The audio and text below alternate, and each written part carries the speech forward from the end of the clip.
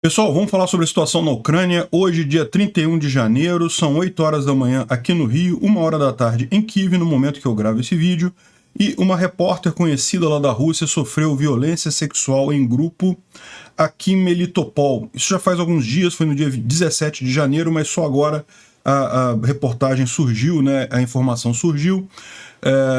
Ela e o cameraman foram atacados, o cameraman bateram nele, o cara foi espancado e ela foi, bom, não dá para falar aqui no YouTube, por vários soldados russos.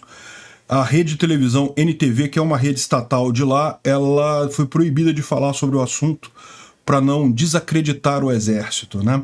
Mais uma base russa foi atingida aqui em Kadivka, próximo a Donetsk.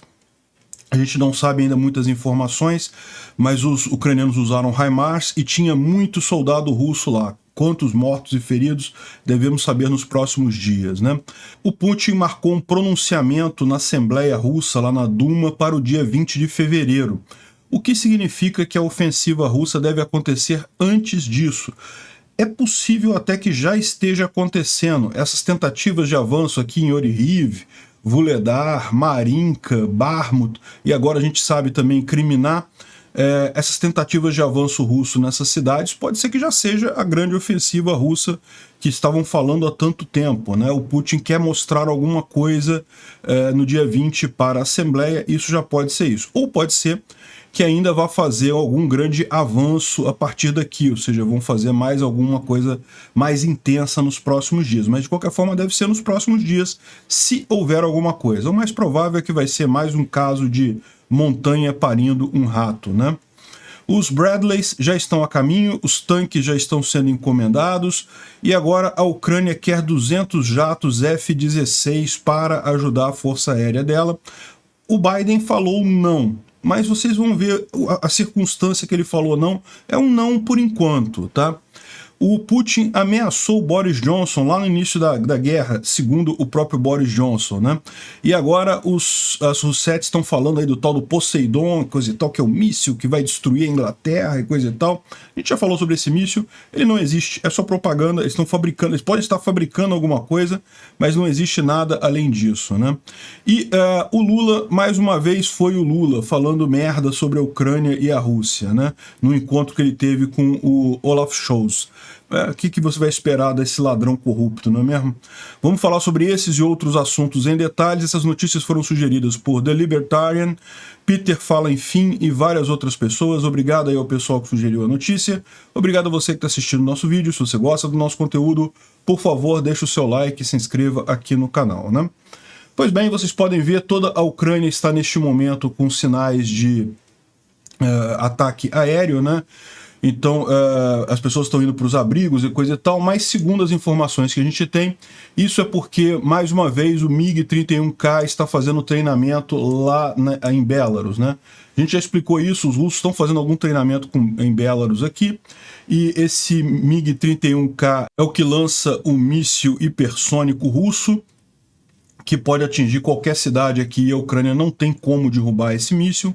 Então eles botam alerta aéreo, eles têm que botar o alerta aéreo de qualquer forma, mas o mais provável é que seja um treinamento mesmo, não tenha nada demais hoje aqui. Se houver alguma novidade, a gente fala para vocês no vídeo de amanhã, tá? Bom, um caso que está dando muito o que falar lá na Rússia, virou um escândalo mesmo, foi o caso dessa repórter aqui. Ela estava com um cameraman, só os dois foram a Melitopol a pedido da televisão dela, a NTV, que não é a maior televisão lá da Rússia, mas é uma das grandes também, e é estatal também, todas são estatais lá na Rússia. E daí ela foi a Melitopol para fazer algumas reportagens. No dia 17, tá aqui a imagem dela fazendo a reportagem dela lá em Melitopol e coisa e tal. E daí parece que depois que eles fizeram a gravação no dia 17, elas foram, ela e o cameraman foram jantar num restaurante lá na cidade, antes de voltar para a Rússia. E aí, o nome dela é Zenkova, Olga Zenkova, o nome dela. E daí ela foi... eu não posso falar isso aqui no YouTube, né? Então ela sofreu violência sexual, né? o cameraman bateram nele e ela sofreu violência sexual. Tá aqui a descrição do pedido que elas fizeram lá, que a rede de televisão fez, né? Diz que ninguém fez nada, porque, olha só, foi atacado por um grupo de pessoas em uniformes de camuflagem que se introduziram como guerreiros do batalhão Akhmat. Akhmat são os Kadirovitas, né? Kadirovitas, para quem não sabe, é o pessoal checheno. Na verdade, eles são da Chechênia, mas eles não são os chechenos. Os chechenos não gostam dos russos. Mas dentro da Chechênia tem o pessoal Kadirovita, que é a favor do Putin, que é a favor da Rússia, e está até lutando na guerra lá da Ucrânia, do lado dos russos, né? Então são guerreiros, são soldados russos, em última análise, né? Ali da Chechênia. E como resultado do ataque, o cameraman, que é o Ayrton Sergeyevich, recebeu ferimentos moderados e um grupo de pessoas cometeu violência sexual com a correspondente Zenkova Olga Viktorovna. E eles não quiseram abrir um caso criminal, não quiseram fazer nada, não quiseram punir os soldados, e depois, como a gente viu aqui, foram proibidos de falar também sobre esse assunto, justamente para não desacreditar o exército, né? Realmente impressionante o grau que chega o absurdo lá na Rússia, né? Bom, essa aqui é uma base russa na região de Stahanov, em Kadivka, ali próximo a Donetsk, e já teve recentemente, no dia 21, se não me engano, de janeiro, teve já um ataque a uma base nessa região que matou um monte de russo também. Essa base aqui foi atingida, tá? Lógico, essa foto aqui é uma foto de antes, dá para ver aqui os soldados aqui na frente, que eles estão usando essa estrutura aqui como uma base deles. Isso foi atingido, não se sabe ainda os resultados disso daqui, a gente deve saber em breve. Agora, curioso é que esse próprio spy aqui, o Timofey, ele denunciou essa base há coisa de alguns dias atrás. Olha só, isso aqui foi no dia 23 de janeiro. Logo depois daquela outra base em Kadivka ter sido atingida, ele mostrou essas imagens aqui, tirou umas fotos aqui do lugar, mostrando que tá cheio de caminhão aqui, ó, do Z. Aqui, ó, o caminhão com Z aqui na garagem do lugar. Um monte de caminhão com Ural, né, que eles chamam, né, que são esses caminhões de transporte de coisas militares, né? É o caminhão simples, né? Também abastecendo aqui essa residência aqui, esse prédio, né? A gente não sabe exatamente o que é isso daqui. E nesse dia 23 ele falou aqui, precisamos de HIMARS aqui. E foi atendido. De ontem para hoje, isso foi feito nessa base aqui, né? Vamos ficar sabendo dos resultados, mais adiante a gente fala aqui nos vídeos, né? É lógico, além desse caso, aí também foram destruídos 4 concentrações de pessoal e artilharia, 3 postos de comando, 4 outras concentrações e 2 depósitos de munição. Enfim, mais um longo dia de trabalho aí das forças russas, né? Vamos dar uma olhada aqui em alguns pontos da linha de frente. Isso aqui só uma curiosidade antes, né? Isso daqui é o aeroporto em Berdiansk. O aeroporto em Berdiansk fica bem aqui, atrás da linha de frente, né? Fica bem longe da linha de frente, fica bem na retaguarda aqui, é esse aeroporto aqui, e ele tem sido usado como uma base militar pelos russos. Tem sido usado, inclusive, porque aqui a distância é maior do que o alcance do HIMARS, então o HIMARS não consegue chegar a Berdiansk. Eu não sei, eu tenho a impressão que se forçarem a barra até chega. Mas os russos têm feito aqui grandes fortificações, olha só, em torno desse aeroporto lá de Berdiansk, né? Olha as trincheiras que eles cavaram em torno do aeroporto aqui. Um sistema de 2 níveis aqui, na verdade 3 níveis, né? Um nível externo aqui, depois tem mais algumas posições aqui mais para dentro, e depois tem um nível mais interno aqui em amarelo. E aqui é onde está realmente as tropas e equipamentos e soldados, enfim. É impressionante essa estrutura toda dos russos nessa região aqui, que é uma região, como eu falei, muito longe da linha de frente, né? tem sido usado também como para helicópteros, né? Embora seja uma pista de pouso, poderia ser usada para aviões, mas aparentemente está sendo usada apenas para helicópteros, essa base de Berdiansk. Sobre Vuhledar, né? Até aqui todos os ataques foram repelidos, não conseguiram avançar nada. O inimigo falhou em controlar Vuhledar, e ele diz aqui que o inimigo não reduziu o número de assaltos, porém a qualidade dos assaltos caíram significativamente por duas razões: condições atmosféricas, né, ou seja, o clima, e alto número de mortes dos inimigos, né? O Tatarigami é da Ucrânia, né? Então o inimigo aqui nesse sentido é o russo, e então, ou seja, os russos continuam atacando com o mesmo número de ataques que estavam fazendo antes, mas eles estão agora, são ataques de baixa qualidade, né? Eles não conseguem avançar muito. A gente já tinha visto isso, né? O pessoal mais experiente das forças mais motivadas foram eliminados durante os primeiros dias do assalto. A 155ª Brigada Marine, né, russa, teve muitas mortes, tanto em homens, tanto em pessoal quanto em blindados, e a importância deles no campo de batalha está diminuindo. Além da 155ª, também a 40ª Brigada Marine russa também está atuando na região, e também tem VDV lá na região. Um grande número de reservas na área de Vuhledar agora indica que o inimigo não planeja diminuir as tentativas de avanço ou de circular ou de cercar Vuhledar, né? Informações de campo confirmam que a moral do inimigo está num nível muito baixo, o que força o inimigo a tomar medidas repressivas, ou seja, atirar em quem não quer lutar, né? Os ocupantes também mantêm suas tropas numa bolha informacional e dizem que tem sucesso em outros lugares para tentar não manter algum ânimo na tropa deles, né? É provável que o inimigo vai retomar um assalto com mais força assim que as condições meteorológicas permitirem, né? As condições meteorológicas lá tá com pouca incidência de chuva ou neve, né? Temperatura tá entre 3 graus e -5. Ainda tem uma possibilidade grande de nevasca hoje, nessa noite agora do dia 31, né? 42% de chance de nevasca, então a situação realmente, em termos de condição meteorológica, não está boa. Isso também é um dos fatores, como ele falou, né? Há muitas mortes russas, mas também problemas meteorológicos nessa região. E a questão é que, pelo que você vê aqui, não parece que vai melhorar, não, tá? Continua a previsão de nevasca ou precipitação aqui bem alta nos próximos dias, com exceção da quinta-feira, que parece que não vai ter precipitação, né? E depois a coisa só deve melhorar a partir do dia 8 de fevereiro lá na região. Vamos ver como é que fica isso. Em Bakhmut, Soledar, o Kianin deu um update aqui da situação. Segundo ele, as lutas continuam muito fortes na cidade, os russos tentando avançar, e tanto unidades do Wagner, VDV e também tropas regulares russas.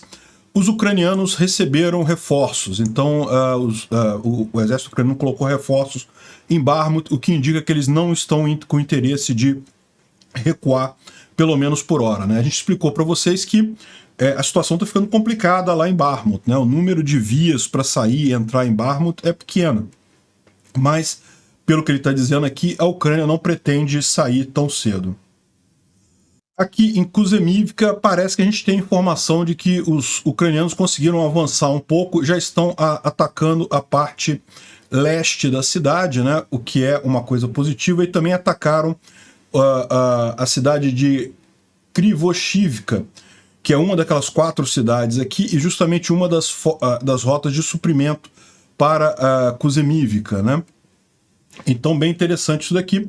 Isso já está sob controle de artilharia dos ucranianos. Vamos aproveitar e dar uma olhada na linha de frente como um todo. Aqui é a thread do Defmon, e ele fala que ele começa falando sobre Kriminá, nem fala lá sobre a parte de Svatov, mas você pode ver aqui a oeste de Kriminá que os russos deram uma avançada aqui, né? Eles sempre tiveram ativos nessa região, mas eles conseguiram atacar diretamente aqui Yampolivka e Terni, né? Isso já tem acontecido há alguns dias, e essa é a tal ofensiva na região de Kriminá que eles estão falando, né, que eles estão mencionando. E por que isso aqui é importante, né? Essa aqui é a situação aqui em Kriminá, né? Kriminá está na mão dos russos ainda, os ucranianos estão aqui ao sul, chegando próximos da cidade, também aqui ao norte eles também avançaram bastante aqui, mas aqui os russos têm avançado e atacado essas cidades aqui próximas do rio Zerebets, que é esse rio aqui, né? Que justamente qual que é o objetivo dos russos aqui? O objetivo deles, tá? Não estou dizendo que eles vão conseguir, não. Aliás, acho que eles não vão conseguir. Mas o objetivo deles é chegar até Lima. E lembra quando eu mencionei para vocês que Bakhmut não era uma cidade muito estratégica, justamente depois que os russos perderam Izium e Lima, né?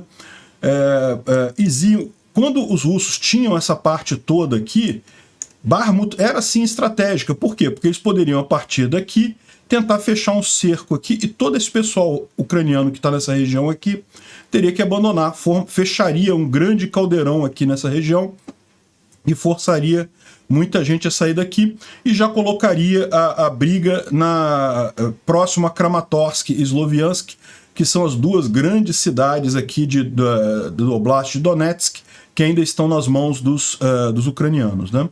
Tem várias cidades grandes aqui, né? Konstantinivka também é maior do que Bakhmut. Tem várias cidades aqui maiores do que Bakhmut, na verdade, mas essas duas aqui são enormes.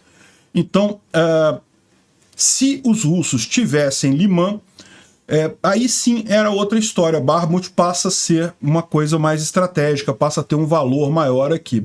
E pode ser que seja justamente isso o plano russo. Eles estão tentando avançar aqui em Kriminá para tentar retomar Liman. É uma possibilidade que seja isso, né? Estão atacando essas cidades aqui com artilharia, estão avançando aqui nessa região de floresta aqui. Isso aqui é uma região de floresta, portanto, é relativamente fácil deles avançarem por aqui. Enquanto essa floresta aqui ao sul está dominada pelos ucranianos, essa floresta aqui é os russos que têm a maior parte do controle dela, né? Por enquanto, não conseguiram nada, mas é lógico, é preocupante isso daqui, a gente tem que ficar de olho. Os russos botaram tropas de elite aqui dos VDV, justamente para tentar avançar nessa região. Vamos ver o que dá isso daqui. A gente vai ver mais adiante que talvez essa já seja a grande ofensiva russa que estava planejada em algum tempo, em algum momento aí desse inverno ou primavera. Aqui ao norte de Bakhmut, novamente nenhuma novidade, né? Os russos tomaram Blahodatne e depois disso não tem mais nenhuma grande novidade aqui, né? Ao sul de Bakhmut também não teve nenhuma novidade, os russos continuam ameaçando aqui a T-0504, mas não conseguiram avançar nada de ontem para hoje, né? O Defmon coloca aqui que a situação está ficando mais difícil em Bakhmut, ambas as principais linhas de suprimento do norte e do sul, elas estão comprometidas, já está difícil usá-las, né? Ainda tem outras vias aqui pelo centro, mas se os ucranianos pretendem sair de Bakhmut, a hora seria agora, tem que começar a planejar isso agora, porque é aquele negócio, você não pode deixar também esperar, tá tudo comprometido, aí para sair vai ser uma correria danada, né? Ou seja, se os ucranianos pretendem recuar de Bakhmut, entregar Bakhmut, não seria um problema, porque, como eu falei, do ponto de vista estratégico não é uma perda significativa, mas se eles pretendem fazer isso, a hora seria agora. Eles deveriam estar começando a preparar essa saída. E o que a gente viu lá do Kianin falando é o contrário, que chegaram reforços em Bakhmut, né? E, bom, vamos acompanhar aí para ver esse tipo de coisa, se os ucranianos decidem abandonar Bakhmut ou se vão lutar pela cidade. O fato é que na situação que está, por mais que os russos tenham perdido impulso, né, não tenham conseguido mais avançar tanto nos últimos dias, a situação está ficando de tal forma preocupante ali em Bakhmut que pode ser que seja essa mesmo a saída ucraniana, né? Como ele diz aqui, ó, se o progresso russo continuar nesse ritmo, tá devagar, muito devagar, mas continua avançando um pouquinho. Então, se continuar nesse ritmo, provavelmente a Ucrânia vai ter que abandonar Bakhmut entre 2 e 4 semanas, né? Isso se eles não conseguirem reverter ou fazer alguma coisa para conter os russos ali na região, né? E ele coloca aqui ainda para use esse aviso para você estar mentalmente preparado, não como uma previsão, né? E como a gente viu, a Ucrânia está reforçando as posições lá, então pode ser que realmente não aconteça essa retirada de lá, né? Vuledar também, ele considera aqui que não teve nenhum grande avanço, como a gente viu. Ele está dizendo que ele espera agora que talvez existam tentativas mais a oeste pelos russos aqui para tentar atacar Vuledar aqui por trás, né? Mas eu acho isso pouco provável também, como a gente viu lá, o problema em Vuledar também é a questão do clima, né? Nesse momento está desfavorável ali. Bom, ele não falou nada aqui, mas também aqui em Marinka e Vodiane, os russos retomaram a ofensiva nessas cidades. Tá? Não conseguiram avançar nada, mas estão tentando avançar novamente aqui, tanto em Marinka quanto em Vodiane. Ele ainda fala um pouco mais aqui sobre as estratégias da Rússia e da Ucrânia, né? Como a Ucrânia considera mais os custos, é mais sensível aos custos do que a Rússia. A Rússia está numa de que não importa, a gente tem que avançar, mesmo que morra todo mundo, não importa. E o que ele fala que vai começar a fazer diferença agora é justamente o treinamento de novas tropas, né?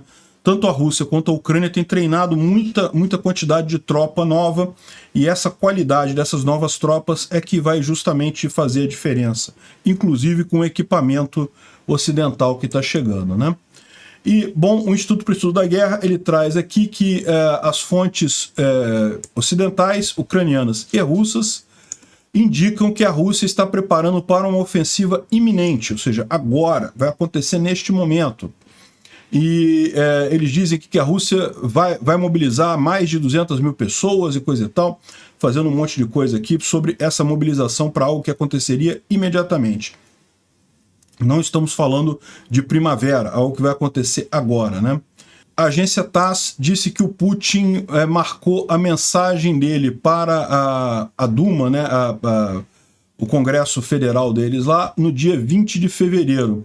Isso significa que é possível que a ofensiva aconteça antes disso, porque o Putin precisa de alguma coisa positiva para falar nessa Assembleia, então é possível que essa grande ofensiva aconteça antes disso daí, né? E não pode ser muito em cima da hora, porque evidentemente que uma ofensiva não dá resultados imediatos, né? Então a grande questão é essa.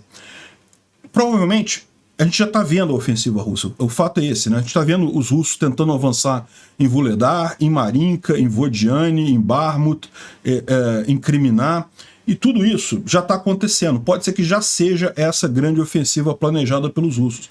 Não é possível descartar isso não, tá? Agora, pode ser também que eles estejam preparando mais um grande avanço agora. Vão botar mais tropas, mais força em algum momento, justamente para ele ter alguma coisa para falar nesse discurso dele do dia 20 de fevereiro. Tem que ser alguma coisa por agora, porque senão não dá tempo de ficar pronto para o dia 20, né? Bom, a Ucrânia está recebendo aqui os Bradleys e está aqui mostrando eles entrando no navio que vai transportar esses Bradleys lá dos Estados Unidos aqui para a Ucrânia. Algumas observações, o pessoal está mencionando, caramba, vamos botar eles nessa cor clara, essa camuflagem não está legal para a Ucrânia e coisa e tal. E, bom, na verdade, é lógico, a Ucrânia vai pintar eles da cor que eles acharem melhor, isso aqui vai chegar na Ucrânia, vai receber ainda a camuflagem adequada, né? Isso daqui provavelmente está nessa cor, porque os americanos usaram pela última vez esse tipo de equipamento nas guerras do Golfo, né? Então é tempestade do deserto e coisa e tal, onde é areia, e daí faz sentido essa cor mais clara. Então, provavelmente na Ucrânia eles vão sofrer a pintura, né? E a outra coisa que o pessoal está mencionando, assim, caramba, não é arriscado mostrar isso daqui, né? Afinal, agora os russos sabem qual é o navio que está transportando esses Bradleys, né? E, bom, o que o pessoal tem perguntado é exatamente isso, né? Regras da guerra, será que o transporte disso daqui seria um alvo militar legítimo? A Rússia pode legalmente afundar esse navio? E o que o pessoal está respondendo aqui é que não. Por quê? Porque a Rússia não declarou guerra. Então, se a Rússia afundar o navio neste momento, seria uma declaração de guerra aos Estados Unidos, né? O Putin não faria uma coisa dessa, né? Então, é por isso essa não preocupação, né? O pessoal está até falando aqui, não mostra essas fotos e coisa e tal. Aquela frase famosa da Segunda Guerra, né? Loose lips sink ships, lábios frouxos afundam navios, né? Se falar demais, você pode acabar dando munição para o inimigo. E o pessoal está respondendo aqui que essa foto é uma foto oficial liberada pelo Comando Americano de Transporte. Então, ou seja, os americanos estão tranquilos. Eu não acredito que o Putin vá comprar uma guerra com os americanos por conta disso, né? Mas vamos ver.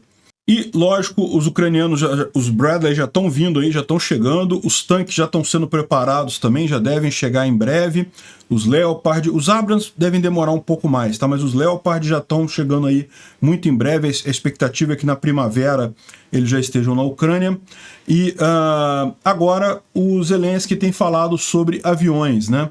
E eles estão querendo justamente tentar convencer o Ocidente a fornecer F-16, algo em torno de 200 aviões caças F-16, o que permitiria, na visão dos ucranianos, manter o domínio aéreo da Ucrânia, né? Aí, ou seja, a Ucrânia passaria a fazer essa guerra exatamente 100% como é o padrão OTAN de guerra, ou seja, com domínio aéreo, né? E isso provavelmente deixaria a Rússia numa posição muito ruim, embora a Rússia tenha muitos aviões também, muito mais do que isso, na verdade, mas os aviões F-16 são muito melhores que o avião médio da Rússia, né? A Rússia tem alguns aviões modernos também, o Su-57 aí é um caça muito bacana, mas a verdade é que eles ainda estão sendo produzidos, né? Não consta, não foi visto nenhum ainda no palco da guerra, né? Então, o que tem de mais moderno efetivamente lutando na Ucrânia é o Su-35. E o F-16 é muito melhor do que isso. Então, essa aqui é a tentativa dos ucranianos começar o papo, né? Já conseguimos tanques, agora continuam com o pedido pelo ATACMS, né? Que é aquele míssil de longo alcance, e agora querem o F-16. E daí o Biden falou não. O Biden falou que não vai ter F-16. Mas o pessoal russo está fazendo maior festa com isso. Não, o Biden falou que não vai dar, a Ucrânia não vai ter avião. Mas olha só o que foi. Vamos ver esse não do Biden aqui. Mr. President! Mr. President! Mr. President! Mr. President! A repórter perguntou, você está mandando F-16 para a Ucrânia? Ele disse, não. Não foi uma coisa assim como se ele tivesse feito um comunicado oficial dizendo esse tipo de coisa. E a verdade é a seguinte, o que está acontecendo agora é um pedido, as pessoas estão estudando o assunto, então está mandando o F-16 nesse momento? Não está. Não está mesmo, ele não está mentindo. Mas não quer dizer que não tenha fechado a porta, né? Vale lembrar que a Ucrânia já tinha pedido HIMARS antes, já tinha recebido não, depois veio sim. Já tinha pedido Nazam antes, veio não, depois veio o sim. Já tinha pedido Patriot antes, teve o não, agora tem o sim.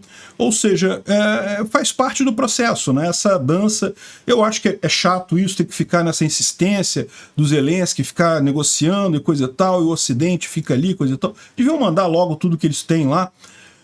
Mas a verdade é que faz parte do jogo diplomático, né? Então tem que fazer isso daí, o Zelensky vai pedir, vai insistir.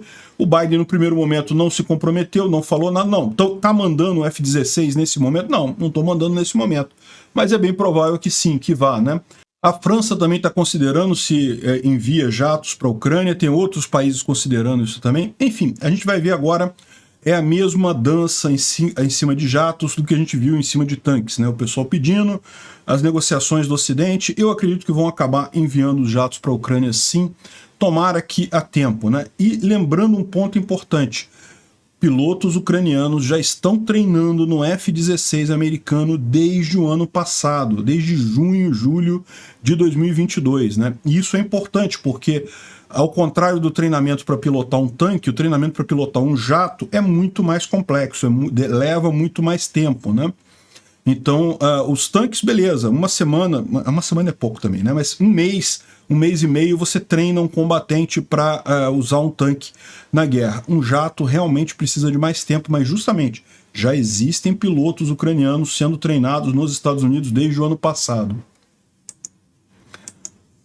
Bom, uma coisa curiosa aqui é que o Irã falou sobre a investigação que eles estão fazendo sobre quem fez o ataque lá em Isfahan, né, lá no Irã, e agora parece que a publicação referencia a Ucrânia. A Ucrânia está entre os potenciais culpados, né? Eu não acredito que a Ucrânia tenha feito isso. Se fizeram, parabéns, caramba, conseguiram fazer isso, de atacar uma fábrica lá no Irã, pô, impressionante. Não acho que tenha sido feito isso. Mesmo que supondo que a Ucrânia tenha um míssil ou um drone capaz de atingir uma distância tão grande assim, ela teria um monte de alvos na Rússia que teriam prioridade em relação a essa fábrica lá no Irã, né? Mas, quem sabe, né? Bom, houve um encontro no dia 29 de janeiro, há poucos dias atrás, na OTAN, entre o Stoltenberg e o ministro da Coreia do Sul, em que ele falou, entre as várias coisas discutidas, nós estamos cientes que a Coreia do Norte está provendo suporte militar para a Rússia, com foguetes e mísseis. Que curioso, né? A gente não viu esses mísseis ainda, pode ser que isso daí apareça justamente agora nessa ofensiva russa nos próximos dias, né? Uma outra informação curiosa foi o Boris Johnson. Ele falou que logo no início da guerra, o Putin ameaçou ele. O Putin falou que, não, eu não quero te machucar, Boris, mas isso levaria para mim apenas 1 minuto, não sei o que lá, né? Boris, eu não quero ferir você, mas com um míssil isso levaria apenas 1 minuto e coisa e tal, ou seja, ameaçando mesmo o Boris Johnson no início da guerra, né? É lógico que isso daqui é lorota, não faz sentido. A Rússia sabe que atacar qualquer país da OTAN significaria o fim da Rússia, né? Mas serviu de novo para alguns propagandistas russos, aí, algumas russetes, virem com o papo do Poseidon, né? O Poseidon é uma arma que supostamente está sendo desenvolvida pela Rússia. Segundo eles falaram, no dia 23 de janeiro começou a produção dessa arma, ou seja, já estaria fazendo as primeiras entregas dessa arma, mas isso é questionado pela inteligência ocidental. Tá? O pessoal diz que não, que esse anúncio de que já teria mísseis Poseidon prontos, isso é falso, isso não estaria pronto ainda. Os russos estão trabalhando nisso daí, né? E qual que seria a ideia? A ideia é uma espécie de torpedo ou drone, enfim, ele não é tripulado, tá? Mas ele pode ficar andando pelo mar, ele tem um reator nuclear dentro dele para fazer a propulsão, então ele pode ficar andando como se fosse um submarino pelo mar, e tem uma carga atômica também significativa, então poderia ser usado para criar o que eles chamam de tsunami nuclear, para varrer toda a Inglaterra aqui na simulação deles aqui. Mas é lógico, aqui ó, segundo eles estão dizendo, dia 16 de janeiro, teria sido foi produzido o primeiro conjunto de armas desse. Mas como eu falei para vocês também, a inteligência ocidental não acredita nisso. Eles estão em desenvolvimento há bastante tempo e a Rússia, com as sanções todas, não teria como concluir essas armas. De qualquer forma, se usar isso daí, Putin sabe que é o fim da Rússia, né? Não vai sobrar nada para eles lá. Bom, uma outra tragédia na Rússia, né? O OnlyFans parou de funcionar lá na Rússia. Segundo diz a Kate Levchuk aqui, inclusive através de VPN. Isso aqui eu não acredito, tá? Porque com VPN, eles não têm como controlar com VPN. Mesmo o próprio sistema do OnlyFans não tem como saber, né? O OnlyFans, ele chegou a proibir o acesso na Rússia, ou a segurar o acesso na Rússia, nos primeiros meses da guerra, e já tinha tirado um monte de criador russo, mas o que os russos fizeram, né? O que acontece lá na Rússia? Tem muita russa, né, mulher russa que vive de OnlyFans, né? E daí, o que elas fizeram? Criaram novas contas usando VPN no exterior, não se dizendo russas, né? O que eles estão dizendo agora é que eles tomaram alguma outra medida que está impedindo até deles receberem dinheiro. Então essas criadoras de conteúdo russas não estão mais recebendo dinheiro, né? Desde o outono de 2022, ele já tinha banido modelos da Rússia e Belarus, e agora, aparentemente, completamente fechou o acesso para usuários desses países, né? E lembrando que o criador do OnlyFans e ainda o maior acionista é Leonid Radvinsky, que é ucraniano, né? Hoje em dia ele mora nos Estados Unidos, mas ele é ucraniano.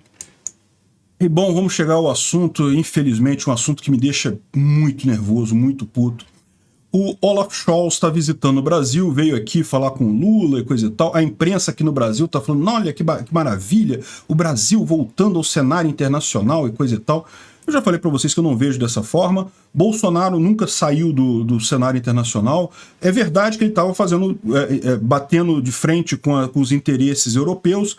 Há mesmo brigas comerciais, não brigas éticas ou brigas violentas, nada disso, mas brigas de interesse comercial, isso é normal, e o Brasil tem que fazer isso mesmo, o Brasil tem que peitar a Europa nesses casos comerciais, porque a Europa não é nenhuma santinha nessa coisa de relação comercial, não. O que o pessoal quer realmente é sacanear o Brasil. Então, acho que tem que brigar mesmo. Bolsonaro estava certíssimo em tratar Macron, Olaf Scholz, essa turma toda de socialista europeu, como eles devem ser tratados. Não é brigar com eles, não é fazer inimizade, mas disputar, questionar as práticas comerciais ali, né? Agora que Lula está na presidência, infelizmente nós vamos abrir as pernas, a Europa vai poder fuder todo mundo aqui no Brasil, tranquilo, pode vir aí, já estão vindo fazer isso aqui, né? Infelizmente. Só que, como não podia deixar de ser o idiota do Lula, o corrupto ladrão, e acima de tudo um idiota, me sai com esta frase sobre a guerra da Ucrânia e a Rússia, né? Acho que a Rússia cometeu um erro crasso de invadir o território de outro país. Ah, não me diga, Lula, é verdade? Mas quando um não quer, dois não brigam, precisamos encontrar paz. Que porcaria de história é essa? Então um ladrão invade na sua casa, não, temos que fazer paz com o ladrão agora, que o ladrão invadiu a minha casa aqui, eu tenho que fazer paz com ele, porque, né, senão um não quer, dois não brigam e coisa e tal. O pior desse tipo de frase é que isso soa como covardia, como tipo assim, eu não tenho coragem, eu sei que a Rússia está errada, eu sei que a Ucrânia está certa, mas eu não tenho coragem de dizer que, olha, temos que ajudar a Ucrânia. Veja, em momento algum eu estou falando para o Brasil entrar na guerra. Não, não é entrar na guerra, ninguém está falando em entrar na guerra. Aliás, nem a Europa está falando em entrar na guerra. A questão é ajudar o lado correto. É vergonhoso para o Brasil ficar nessa posição de não queremos nos meter, nós somos da paz e coisa e tal, e coisa e tal. Cara, é um caso que não tem nenhuma zona cinzenta. A Rússia está 100% errada, a Ucrânia está 100% certa. Isso é raro em conflitos mundiais. A maior parte dos conflitos você tem uma zona cinza ali que você não sabe quem é o culpado, quem é o inocente, mas em algumas situações não tem essa zona. É o caso da invasão da Polônia pela Alemanha lá no início da Segunda Guerra. Não tem, a Polônia tinha 0% de culpa ali, 100% de culpa era da Alemanha. Agora é a mesma coisa, 100% de culpa é da Rússia, 0% é da Ucrânia. E aí o cara fala uma besteira dessa que não tem nem lógica, não tem nem sentido isso daqui. Mas quando não quer, dois não brigam. Cara, você acabou de falar que um foi invadido pelo outro. Ele não queria, a Ucrânia nunca quis guerra, nunca quis nada e foi invadida de forma errada. Então, assim, não tem lógica nenhuma, soa como covarde, me faz ter vergonha de ser brasileiro, uma declaração desse tipo. Aliás, eu ando com muita vergonha de ser brasileiro desde que não sei como a população votou nesse cara. Cara, sinceramente, não entra na minha cabeça uma pessoa ir na urna e votar no Lula. Não entra na minha cabeça de forma alguma isso. É um absurdo completo esse sujeito ser o nosso presidente aqui no Brasil. É um absurdo completo. Eu, sinceramente, tem hora que eu tenho vontade de cavar um buraco, enfiar de vergonha de ser brasileiro por conta dessas coisas. Obrigado por assistir o vídeo até o final. Além de curtir, compartilhar e se inscrever no canal, considere se tornar patrocinador com valores a partir de R$ 1,99. Clique no botão Seja Membro abaixo para saber as condições e vantagens de patrocinar o canal. Mais informações sobre o nosso projeto, visite nossos sites indicados na tela.